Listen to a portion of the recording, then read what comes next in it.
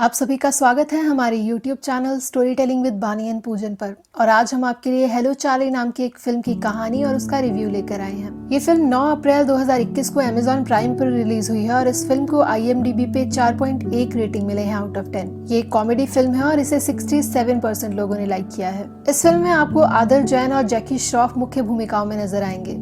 अगर आप नहीं जानते कि आदर जैन कौन है तो वो रीमा कपूर के बेटे हैं। रीमा कपूर जो कि राज कपूर की बेटी थी। कहानी की शुरुआत MD मकवाना यानी कि जैकी श्रॉफ से होती है।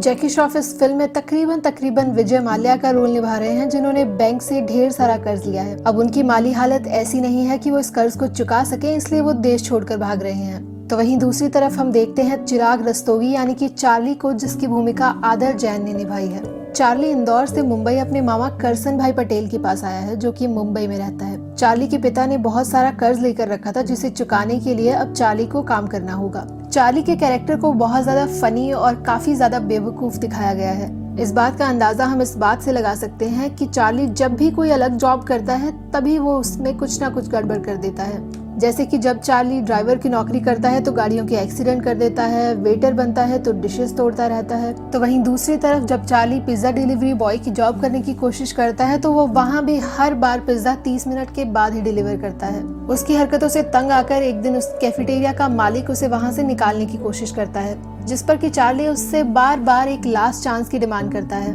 पिज्जा पार्लर के मालिक को उस पर तरस आ जाता है और वो उसे उसकी आखिरी डिलीवरी करने के लिए कहता है। चार्ली की आखिरी डिलीवरी एक फायर ब्रिगेड के लिए है। लास्ट चांस सुनकर चार्ली इतना ज्यादा एक्साइटेड हो जाता है कि ईयर प्लग्स लगा के नाचना शुरू कर देता है।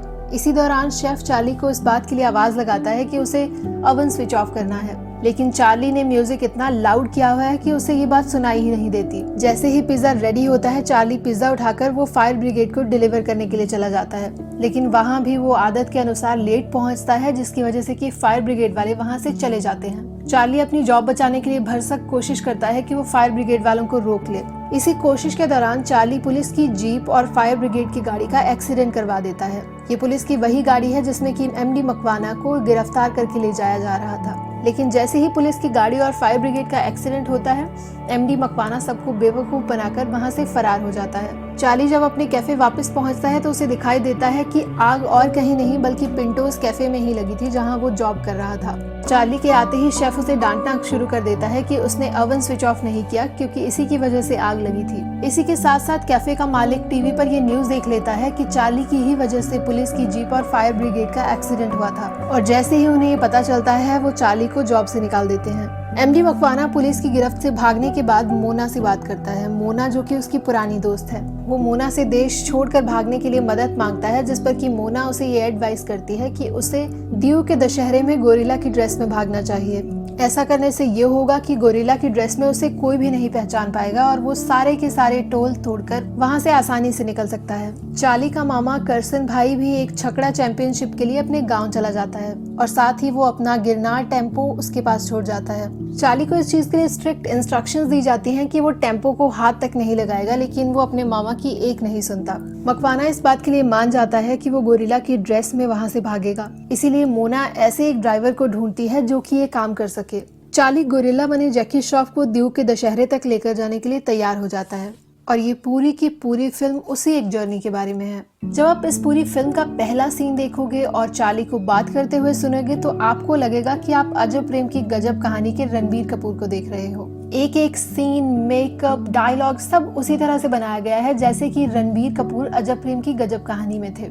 साथ ही हम सब जानते हैं कि जैकी श्रॉफ कितने वर्सेटाइल एक्टर हैं, लेकिन इस फिल्म में उनका रोल बहुत ज्यादा लिमिटेड है। ऑल्दो मूवी के स्टार्टिंग में उनके कुछ डायलॉग्स हैं, लेकिन पूरी की पूरी फिल्म में आप उनको गोरिल्ला की कॉस्ट्यूम में ही देखोगे, जिनमें कि जैकी श्रॉफ को बहुत ही अजीब और भद्दे तरह के एक्सप्रेशंस देते हुए दिखाया जाता है। गोरिल्ला की ड्रेस वाले उनके सारे के सारे सीन बहुत ही ज्यादा क्रीपी लगते हैं और हमें समझ नहीं आता कि जैकी श्रॉफ ने आखिर ये फिल्म साइन ही क्यों की। अगर हम फिल्म के दूसरे एक्टर्स की बात करें जैसे कि राजपाल यादव, तो हम ये कह सकते हैं कि इस फिल्म में उनका इस्तेमाल बहुत ही ज्यादा कम किया गया है, जबकि हम ये बात अच्छे से जानते हैं कि कॉमेडी की फिल्म में वो और भी कहीं ज्यादा अच्छा कर सकते थे। फिल्म का पूरा फोकस आदर जैन के आसपास घूमता रहता है और उन्हें ही पूरी तरह से लाइमलाइट में लाने की कोशिश की गई है, लेकिन ये पूरी कोशिश आपको आपको बिल्कुल फेल होती हुई नजर आएगी। फिल्म की पंच लाइन्स बहुत ही ज्यादा लिमिटेड हैं और आपको कुछ एक सीन्स हैं जिन पर बिल्कुल हंसी नहीं आएगी। तो अगर मैं ओवरऑल कहूँ तो आप फिल्म देखने के बाद ये सोचोगे कि ये फिल्म आखिर बनाई ही क्यों गई थी।